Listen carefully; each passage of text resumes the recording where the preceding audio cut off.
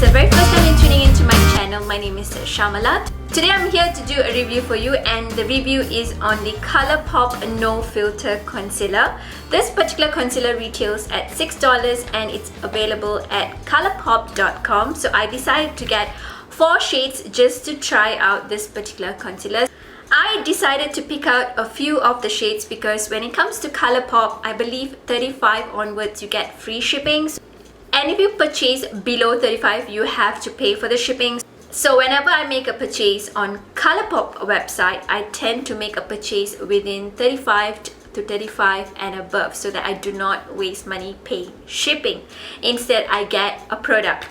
So that being said, I actually picked out 4 shades out of the Colourpop No Filter Concealer. Of course, I was really excited to try this out. I'm actually wearing one of the shades that I got as a corrector underneath my eye area, and then I put on another concealer on the top as an highlight. But all the shades that I picked out are pretty deep shades. The very first shade that I got is Deep Golden. I also got the shade Rich 10, and then I got the shade Rich 75, and then the last one that I got is Deep. The reason I got the shade Deep is because I wanted to try them to see if they do work out as a contour shade, like a cream contour, but I have not tried them. The reason I got a deeper shade is because I wanted to use for contouring over my face area as a cream contour. So that's why I got the deepest shade. So here are the 4 shades from the concealers that I picked out.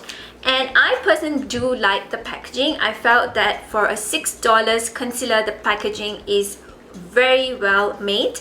Of course, on the front is written Colourpop No Filter Concealer, and it's distributed and made in the US. So I'm going to share with you guys my quick thoughts on them. At the same time, I'm going to do swatches for you guys. So like I mentioned, I'm actually using one of the shade as a corrector. Reason being, I had to use as a corrector because I thought this concealers will come out more brighter than it was supposed to be, so that I can use as an highlighter.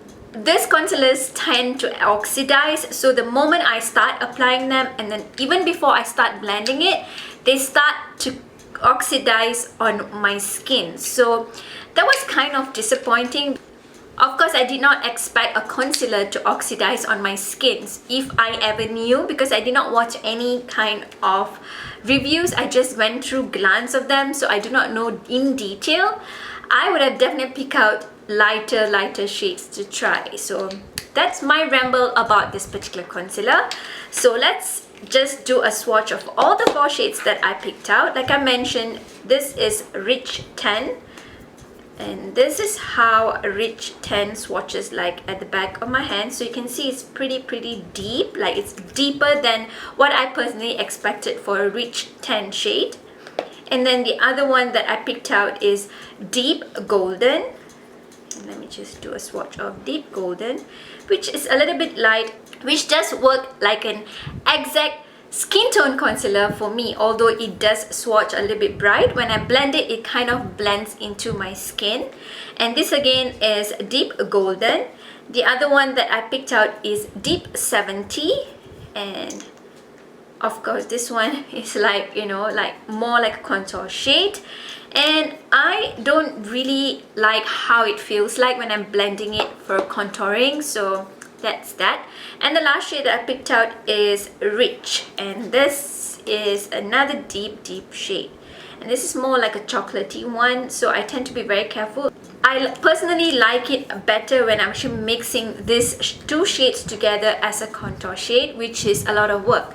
The shade that I'm blending in together is Deep 70 and then Rich 75. So, and then I apply them over my face area, which is, I kind of feel like it's a huge work. So that is all about the 4 shades that I personally got myself. Here are the 4 shades that I got. You can see like the last one is like really deep chocolatey kind of shade. So with this particular concealer, I did mention the thing that I don't like about the concealer. The thing that I like about these concealers are, if you tend to go very light hand on the concealers, they do not crease on your eye area. Personally, for me, I only use concealers on my eye area, not on my face area. I haven't tried these concealers as foundations. I did see some of the YouTubers using them as foundations, but I haven't tried them out. Underneath my eye, I personally felt that all my crow's feet doesn't show up if I do not over apply them.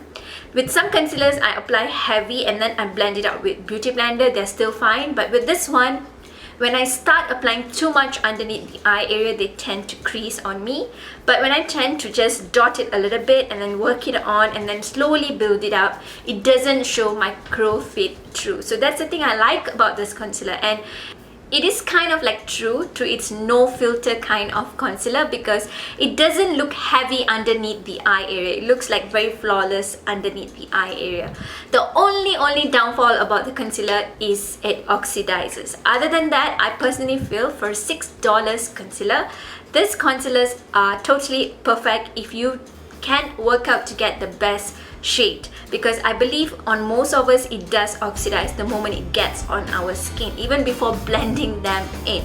So I do hope my very quick review on the Colourpop No Filter Concealer was helpful for you guys to decide on whether you're going to pick up this concealers. To my very next one, stay beautiful, bold and stand out. Give me a thumbs up, share all the love and support, and subscribe to my channel. Goodbye.